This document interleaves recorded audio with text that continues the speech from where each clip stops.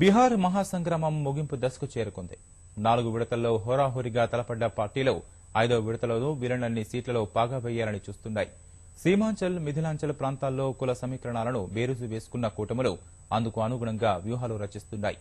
ఈ ప్రాంతాల్లో ముస్లింల ఓట్లు అధికంగా ఉండడం కలిసొచ్చే అంశమని మహాకూటమి భావిస్తుండగా ఇతర వర్గాల ఓట్లు ఆకర్షించి గట్టి పోటీ ఇవ్వాలని ఎన్డీఏ ప్రయత్నిస్తోంది. దేశవ్యాప్తంగా అందరి దృష్టిని ఆకర్షిస్తున్న బీహార్ పోరు ఆఖరి అంకానికి చేరుకుంది. 4 విడతల్లో నువ్వా నేనా అన్న రీతిలో తలపడ్డ కూటములు చివరి విడతలో పైచేయి సాధించేందుకు ప్రయత్నాలు ముమ్మరం చేశాయి. హోరాహోరీ సంగ్రామంలో ప్రతి సీటు కీలకంగా మారిన వేళ ప్రచారంలో దూకుడు ప్రదర్శిస్తున్నాయి. ఎన్డీఏ నుంచి ప్రధానమంత్రి నరేంద్ర మోదీ, మహాకూటమి నుంచి నితీష్ కుమార్, లాలూ ప్రసాద్ యాదవ్ ప్రచార పర్వంలో దూసుకుపోతున్నారు. ఆరోపణలు, విమర్శనాస్త్రాలతో ఓటర్లను తమ వైపు తిప్పుకునేందుకు ప్రయత్నిస్తున్నారు. ఆఖరి దశలో 7 జిల్లాల పరిధిలోని 57 నియోజకవర్గాలకు పోలింగ్ జరగనుంది. ఈ 7 జిల్లాలు సీమాంచల్, మిథిలాంచల్ ప్రాంతాల పరిధిలోకి వస్తాయి. ఇక్కడ గతం కన్నా మంచి ఫలితాలు సాధించాలన్న కసి 2 కూటముల్లో కనిపిస్తోంది. 2010 శాసనసభ ఎన్నికల్లో జేడీయూతో కలిసి బరిలో దిగిన భాజపా 23 స్థానాల్లో విజయం సాధించింది. మరో 3 చోట్ల 2వ స్థానంలో నిలిచింది. జేడీయూ 21 నియోజకవర్గాల్లో గెలుపొందగా ఆర్జేడీ 8, కాంగ్రెస్ 3 చోట్ల గెలుపొందాయి. ప్రస్తుత ఎన్నికల్లో మారిన రాజకీయ ముఖ చిత్రం ఈ ప్రాంతంలో ఏ కూటమికి ఆధిక్యం ప్రసాదిస్తుందన్నది ఆసక్తిగా మారింది.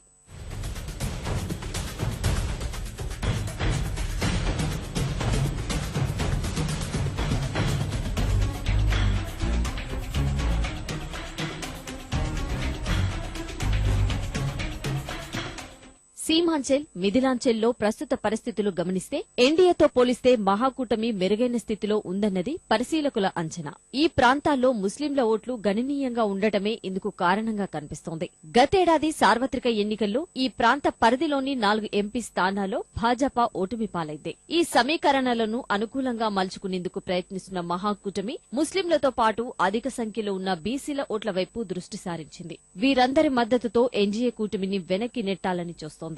5వ విడతలో దాదాపు అన్ని స్థానాలు మావే అన్న మహాకూటమి ప్రకటనలను కొట్టిపారేస్తున్న ఎన్డీఏ క్షేత్రస్థాయిలో హోరాహోరీ పోరు తప్పదని స్పష్టం చేస్తోంది. ఈ ప్రాంతంలో గత ఎన్నికల్లో తమను ఆదరించిన వారందరినీ ఏకం చేస్తే ఆశించిన స్థాయిలో విజయం సాధించవచ్చని భావిస్తోంది. మిథిలాంచల్లో పప్పు యాదవ్ నేతృత్వంలోని జన్ అధికార్ పార్టీ ప్రభావం తమకు కలిసి వస్తుందని భాజపా నేతలు భావిస్తున్నారు. ఇక్కడ 2 లోక్సభ స్థానాల నుంచి పప్పు యాదవ్ సహా ఆయన భార్య రంజిత్ రంజన్ ప్రాతినిధ్యం వహిస్తున్నందున ఆ పార్టీ అభ్యర్థులు చీల్చే ఓట్లు మహాకూటమి అవకాశాలపై ప్రభావం చూపుతాయని అంచనా వేస్తున్నారు.